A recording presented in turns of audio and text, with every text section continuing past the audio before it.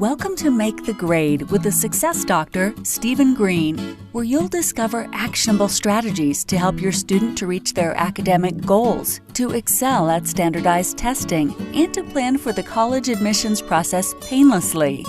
And now, here's your host, Dr. Stephen Green.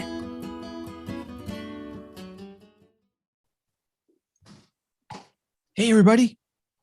Steve Green here. Make the Grade podcast. I'm excited. Those of you who are regulars on the podcast know when I have a guest, especially a really good guest who's going to give you some super information today. Parents, get your pencils out, sharpen them up. Dale Troy. Dale, welcome. How are you? Great. Thanks for inviting me. It's my pleasure, my honor. I really appreciate you taking some time to come on. Let me tell everybody a little bit about Dale, and then we're going to jump right in. Dale Troy is a college success coach and a certified health coach. Good combination.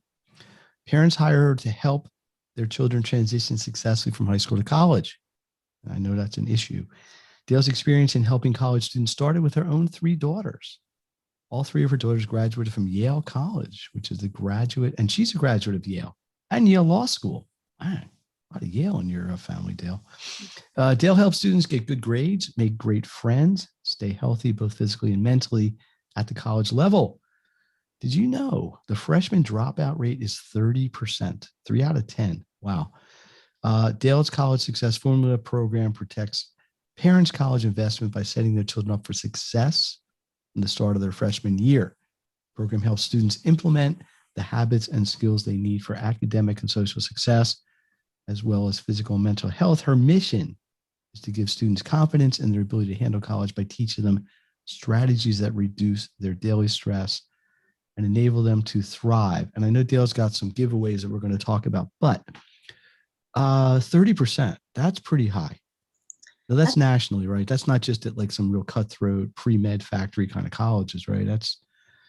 No, absolutely. That's nationally. But just hearing that, to me, that's so scary, especially when kids have put so much effort into getting into college, and to think that a third of them are not going to make it past freshman year. And I think it's not necessary. Do you think it's because they are summarily unprepared for the experience, or they just get there and party too much or goof off? Yeah, I'm sure that 30% includes a lot of different reasons. It could be financial. It could be, as you said, they're just focused on having fun and not focused on doing well. But I think there are a lot who just become overwhelmed. They haven't had the practice. They haven't had the specific skills they need to be able to be on their own. Basic life skills they haven't developed yet. And they become overwhelmed, and they feel like maybe college isn't for me, or I just can't do this. Well, first of all, let me congratulate you on raising 3 daughters. That in itself, you should get a medal for. I have 2 kids. I think 2's a medal. Anyway, and listen, obviously your academic pedigree is really strong. I mean, Yale is a excellent college, university. Did all 3 go there because of your relationship there? Or that's just how it ended up. I'm kind of curious. I didn't know this about you. I did not push them into applying there or anything. They just had that in their head. They were all high achievers, and the Eli's, right? Yeah, Eli. Yeah, a lot of the alumni kids don't get in, so there was no reason to think that they would definitely get in. In fact, not all of them applied early. Early action. None of them got in early action. They got in either regular or off a waiting list. So It's hard to get in. I know. Yeah. Listen, that's no secret. So you have a system, college success plan. You're a college success coach. Who exactly would be your target audience, and when should they start to engage with you? Clearly parents, but maybe elucidate that a little bit. Yes, I do talk to parents, and I even have a Facebook group for parents to help them start thinking about these things. But I work with the students, and my ideal person would be somebody who had graduated from high school and is starting to really think about what is it going to be like to move to college, and they want to be proactive and put some skills in place so that they feel confident about moving on to college. That's like the ideal person, but that is not in practice. I have found, unfortunately, that most parents don't want to be proactive. They think everything's going to be fine, and they contact me once their child's already having issues, whether it's freshman year or sophomore year or whenever. But my goal really is to help parents see that being proactive is a better way to go, and it's better for them and for their kid. I could not agree with you more, at least for sure in the tutoring world. Yeah. You don't know how many times I'll get somebody call me and the kid's been getting D's and F's for 3 months. They got a final or some big high stakes exam coming up, and they want to try to fix this in 3 hours. Or an hour. Mm-hmm. Not realistic, certainly not helpful. It just actually, I think, increases the stress. So why? I think you've touched on this, but let's get really clear. I want you to just give your full explanation here. Why would a parent need to hire a college success coach? They say, hey, my kid did well in high school. They got into Yale, right? Or they got into wherever. They got into a county college. Doesn't matter. They got in. They made it through high school. They've gone over that hump. Why would they need to do this? What do you really provide that maybe the kid wouldn't figure out on their own, or just growing up? Because part of going to college is maturing, right? Right. You got to give the kids some leash. But why would somebody I get it? Dale seems to know what she's doing, but why should I hire her? Okay. That's an excellent question. And I think that's what parents, they like hearing what I say, but they kind of feel like, that's why you got to sock it to them right here. Yeah, I know. Parents, wake up. You taking notes, you're driving. I don't know where you're doing. I know where people listen to this podcast. So pay attention here. Okay. So there's so many different things I can say. So number one, there's such a big difference between living at home, going to high school, where your parent is there reminding you and cheering you on and getting involved, and that versus being on a college campus where there really is no one paying attention to you. You're totally independent, and you have to figure out so many different things that you've never done before, like how to create a schedule, how to use your time, how to make sure you get up in time for the class, and that you keep track of all your assignments. There's just so many different things. And then on top of that, you have all the social pressures, wanting to fit in and wondering whether you're good enough to be there. So there's the emotional part that comes on top of the academic part. And it just, for so many kids, it just feels like too much, and they struggle. And the other piece is that there's no way in high school, they are not preparing you for what college life will be. And when you get in college, although they have orientations, they're not talking about these kinds of things. No, they're picking classes and getting to know your roommates and where to find everything, they'll tell you where resources are. They'll talk a lot about safety, sexual conduct and those kinds of things, alcohol issues, but they're not focusing on like the individual. How does the individual function well by themselves without their parents there? True or false? Yeah. Collectively speaking, things like stress, anxiety, depression, suicide, things you don't really want to think about, are on the rise in the college population. Yes, absolutely. True, right? Yes. So let's get into this, because this is kind of the side of it really people don't want to. Obviously you deal with it when you have to, but you're like, I don't want to worry about that. That's normal-ish, right? College is supposed to be stressful, a little. Right. But I think the meter or whatever, the pendulum is swinging too far. Why do you think that is? You think, I'm sure it isn't just one thing, but being in this space, dealing with these young adults, are there any, let's say 3 to 4 particular triggers that are driving this that maybe just knowing might help people cope better? Sure. I would say number one might be social media. Okay. Kids are constantly comparing themselves. They can't put their phone down. They want to know what's happening with everyone else. And specifically when they go to college, they're not going with their friends from high school, and they're still attached to those friends, and they're looking at what other kids are posting on social media, and all of a sudden it looks like they're having a lot of fun, and and the person who's looking is thinking, oh my God, I'm not doing as well, I'm not having fun, there must be something wrong. So there's a lot of comparison going on. I think another thing is that just our society right now just feels like a lot of pressure, and kids feel like maybe they can't achieve what parents would like them to. Their expectations feel maybe too high for them, and that makes them feel not good about themselves. And I think that I've heard this said that this generation may be the first generation that doesn't reach the level of their parents. Parents have achieved a lot, and that may not be the case with this current generation. It's more competitive. It's just more difficult. I think those are two. And then I think that most kids don't have a lot of coping skills. They haven't learned how to fail. They haven't learned how to become resilient. Because you generally talk about an 18 or 19-year-old person, right? I mean, these are not babies, obviously, but they're not. They don't have the life.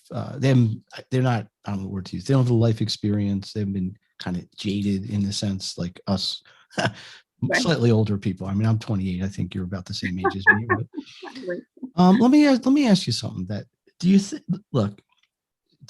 two things really, and they may be related a little bit. Do you think that the competitiveness of the school drives this a little bit? Like, let's just say Yale. I mean, Yale's, I don't know what number you would use, but probably in the top 10 in terms of difficulty to get in. Yeah. So kids spending most of their high school making sure their grades are where they need to be, their SAT kind of scores. It's a lot of pressure just to get in. Yes. Then once you're there, it's like, I got in. Now I got all this pressure to stay here, to thrive, to be like, whatever the culture there and the people there do. So it doesn't really start in college in a way. It just accelerates. I'm thinking. Yeah. So what can parents do? Is there something, knowing that this is rooted, at least in things that people are not going to learn overnight, right? These are skills. Is there something parents can do? And I think this is where you would come in to teach them to help prep kids sooner, like something maybe they could start to do during high school, especially if they're in competitive type of programs. Not to say this is not going to happen to somebody who goes to a lesser competitive school or a community college or anything in between, but I think there's degrees of this. But what's a parent to do? If they just wait it out and then look for help when there's an issue, or do you recommend that they're more proactive? I always believe in being proactive. That's just my nature. But I take it back even further to middle school. I mean, there's a point in time when kids can be doing more than parents are allowing them to do. I mean, even the simple thing of waking up in time to get the bus to middle school. I mean, parents have to start to think of their child as being an individual rather than an appendage to them, and that they really have to let them do more and make, fail and realize, oh, okay, I made a mistake. And then next time I won't do the same thing.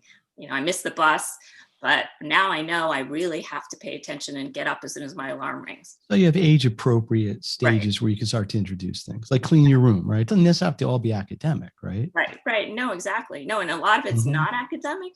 I think they need to start to feel like it's their life, not that the parent is, constantly hovering over and guiding them through everything, because that if they have that feeling and then go to college, they're going to be lost because there's nobody doing that.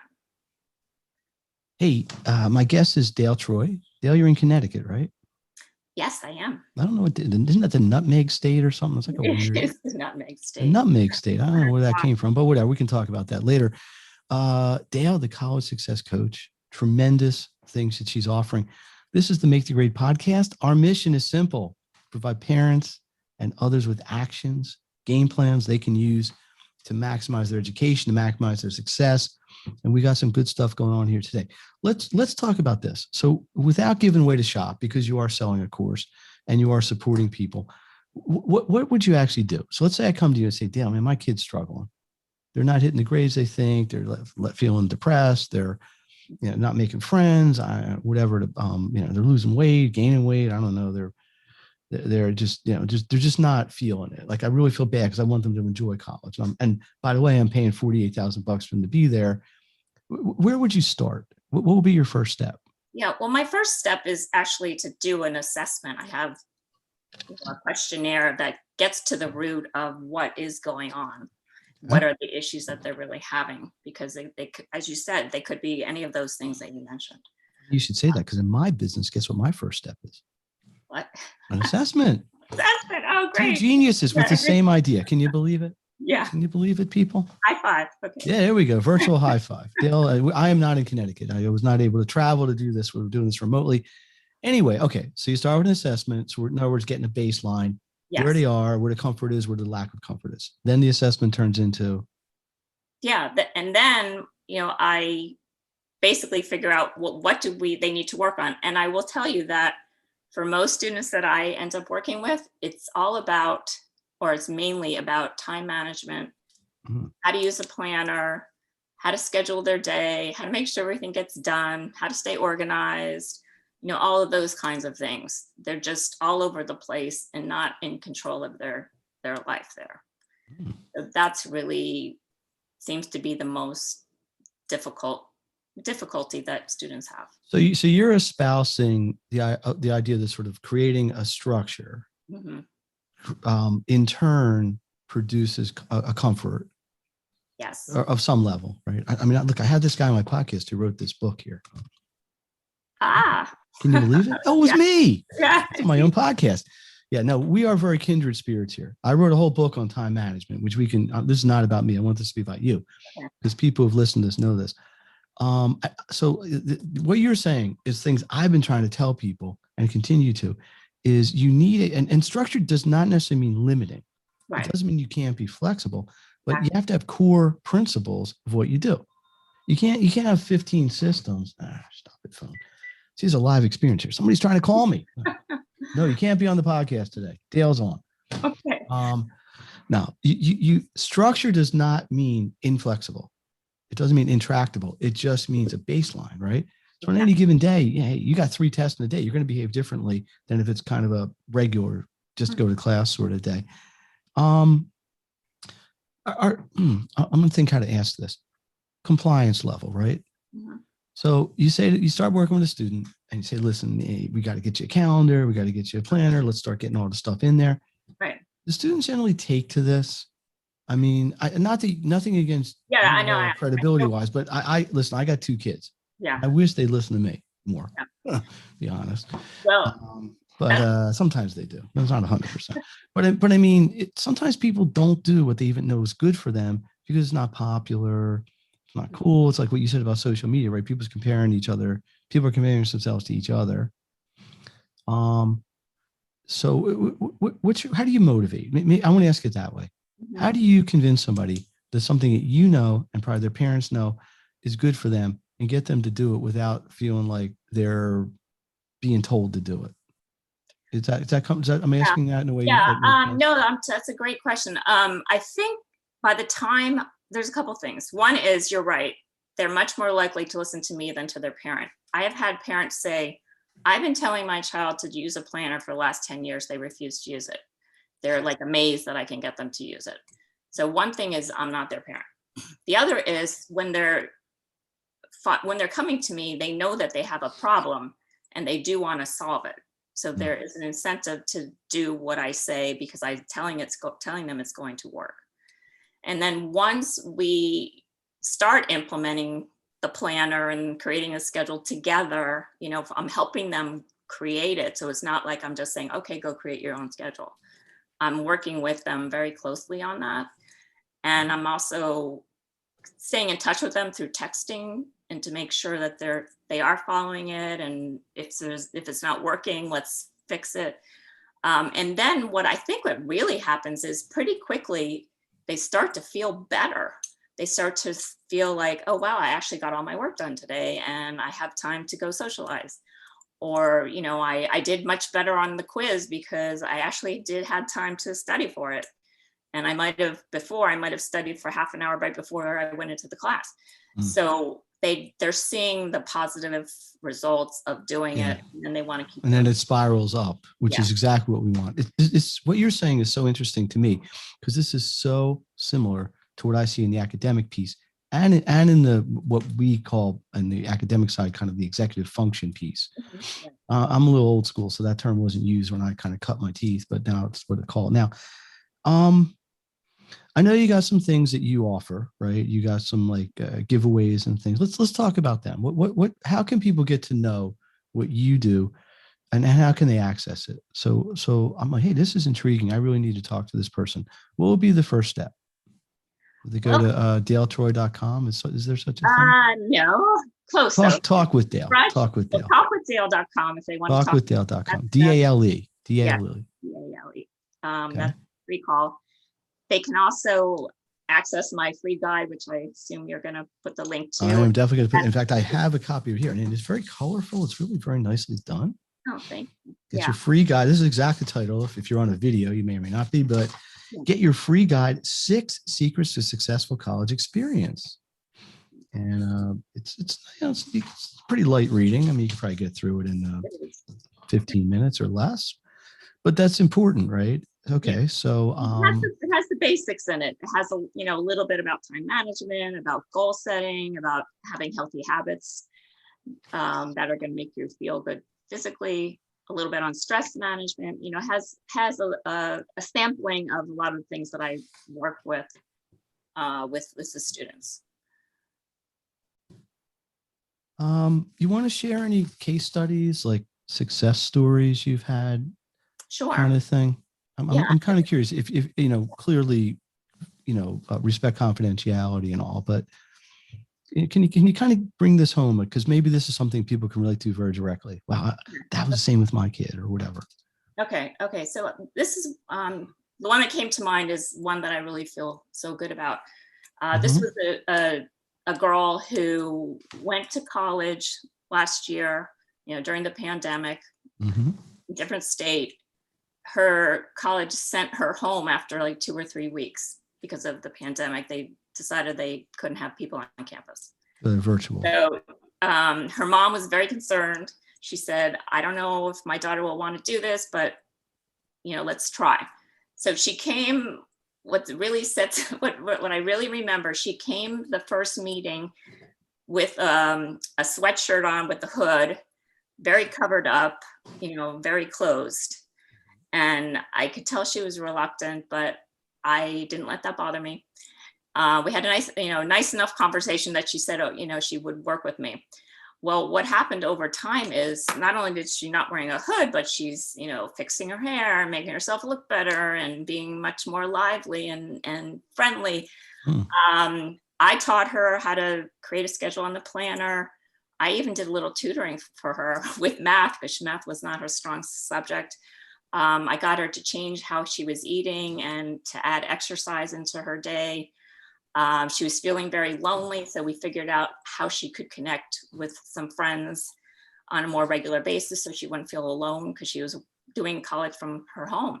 And then her grades started improving. She started feeling better about herself and about the situation. And she told me she wanted to transfer to a much more difficult college. And I'm thinking to myself, I don't know if that's even possible, but I don't want to discourage her, right? Yes. So she was getting A's on everything, and I was like so proud of her and using her planner and all that. So she applied to transfer, and lo and behold, she got in to this school that's like her dream school. And I'm like, I just can't. Let's see what the studio audience here thinks of that. Oh, no, not that. There we go. I just made me feel so good for her. Well, listen, we share this. I mean, we're both in businesses where we basically spend our day helping or trying to help people. Right. And you can make a living at it, but really the reward you can't pay for is the satisfaction of seeing somebody in a state of struggle, transition, have some bumps, but eventually come out on the other side significantly better off. Does it matter what major somebody has? Like, do you see more struggles in a pre-med than a history Not at major? all.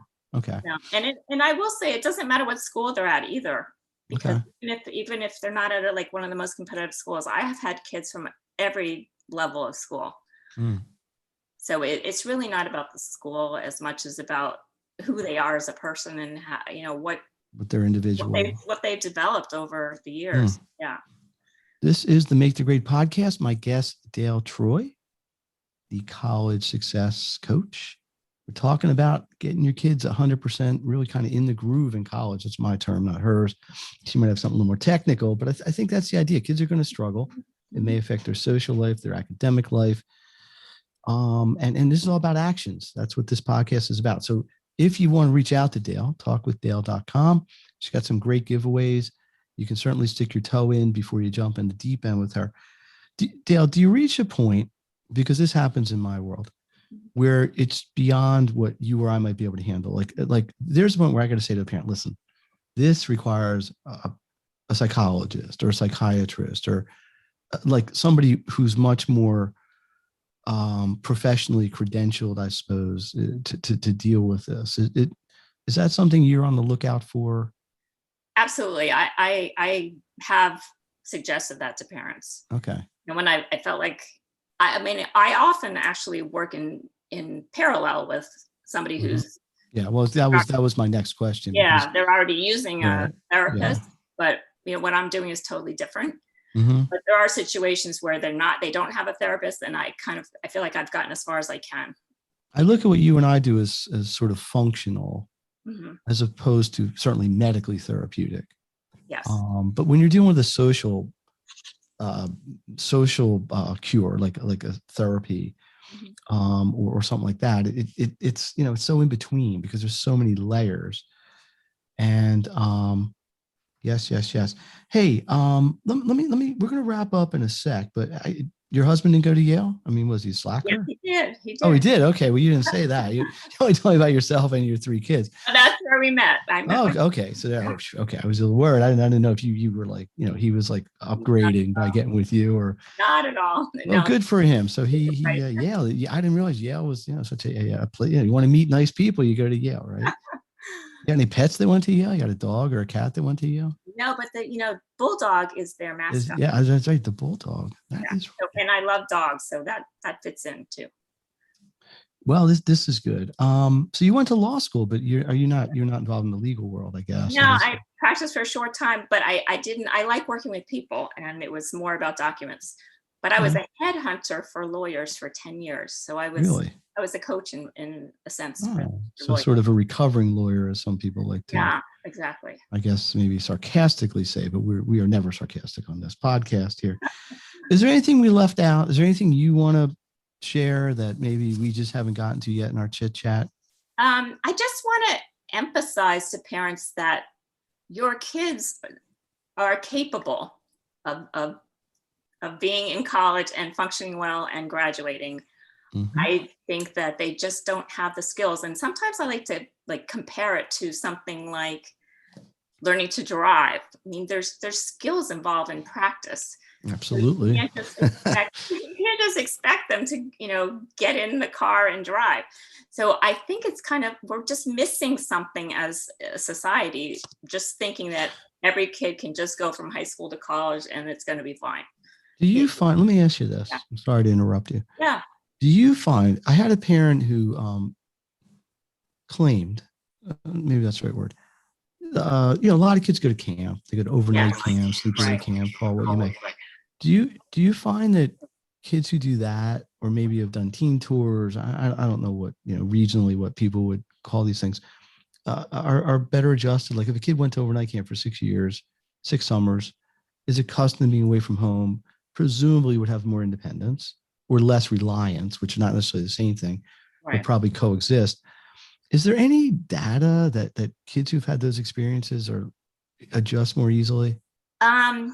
I don't know about I camp. don't. I will say that I have noticed that kids who've gone to boarding school Boarding school, or because that's a similar it's similar, separation from a right? home. Yeah. And it's for Okay. a long period of time. Mm.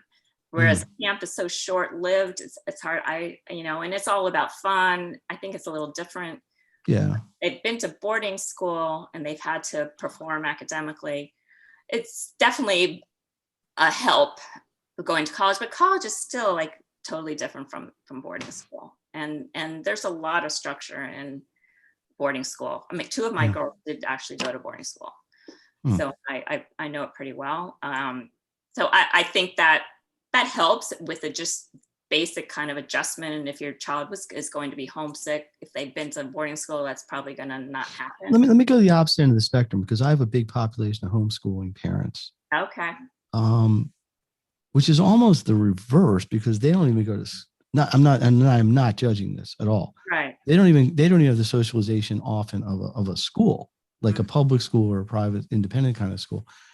Any even just completely anecdotal observations there? Do you get many kids who are homeschooled up to high school now in college? Is there anything that stands out at all there? I can look into that. I've thought about the homeschool population. Actually, I did a webinar for them once for one group.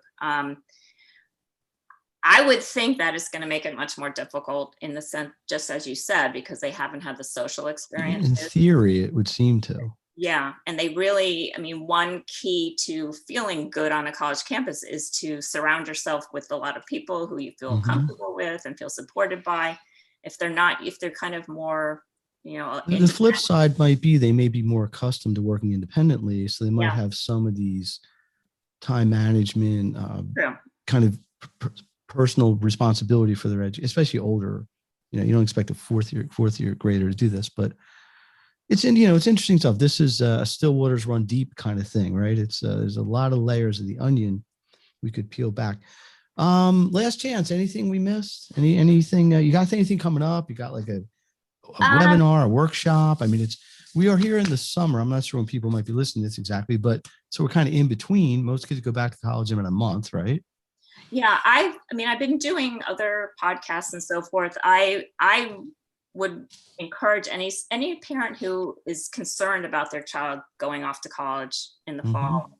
I would love to talk to you, because there are things that can be done relatively quickly that will just give you more peace of mind and make your child feel more comfortable about it. So, definitely. I don't want to put you on the spot, but would you be willing or interested in doing kind of a program with me where maybe we did like a joint thing, and I can talk about what I do, you can talk about what you do it more of sort of a webinar interactive style. Maybe I'll have my people call your people. We can okay. Then work it out. Fantastic. No, I have a lot of that I do with aligned but yet separate sort of support.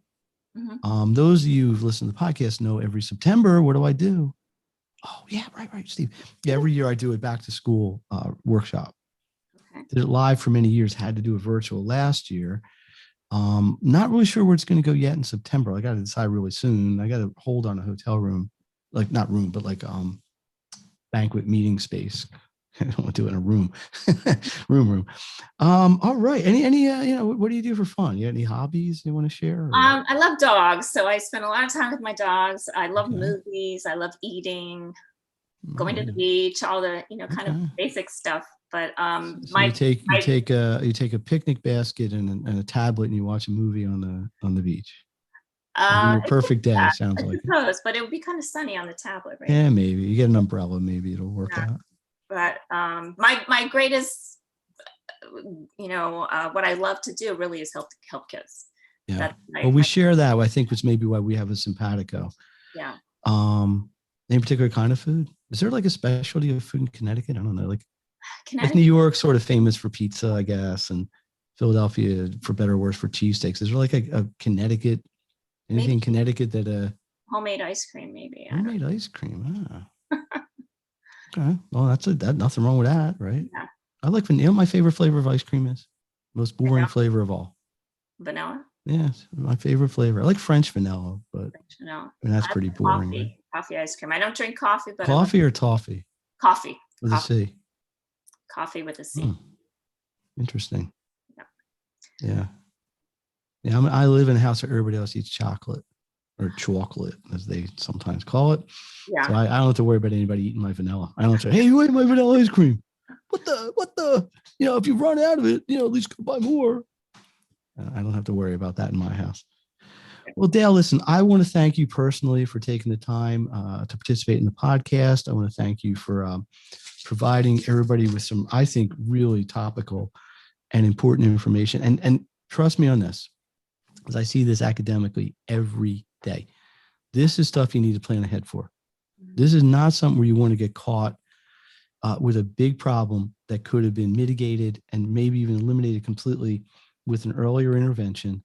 And Dale, jump in if I'm saying anything you don't agree with. I totally agree. And it's better, I think, to over prepare for this. Not heavy duty, but, just have the resources, have them where you want them to be. So if you need to accelerate a little bit, and just give your kids the skill set they need to succeed. That's really what this is, I think, boiling down to. So we got a great professional here. Check out the show notes. You'll see how to get a hold of all her great materials or communicate with her and move from there. So, hey, I got a lot of stuff going on here. A lot of guests in the next 4 to 6 weeks. You will see them as they post.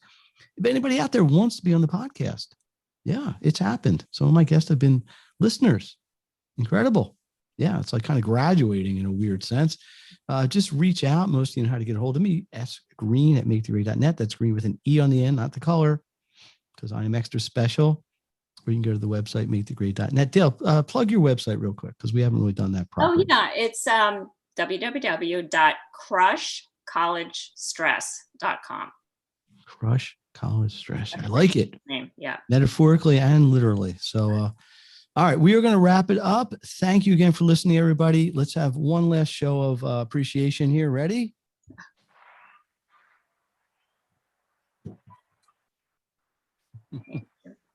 So, Dale, thanks again. Everybody, thank you for listening. Please share this. If you like what you heard, send it to parents who need this or kids who need this information. If we can help one person, better yet 10, 20, but even one, it's well worth the efforts that we put out here. So thanks again, and we will see you next time. Thank you. You've been listening to Make the Grade with the Success Doctor, Stephen Green. If you enjoyed this episode, be sure to subscribe. For more resources and support, please visit makethegrade.net.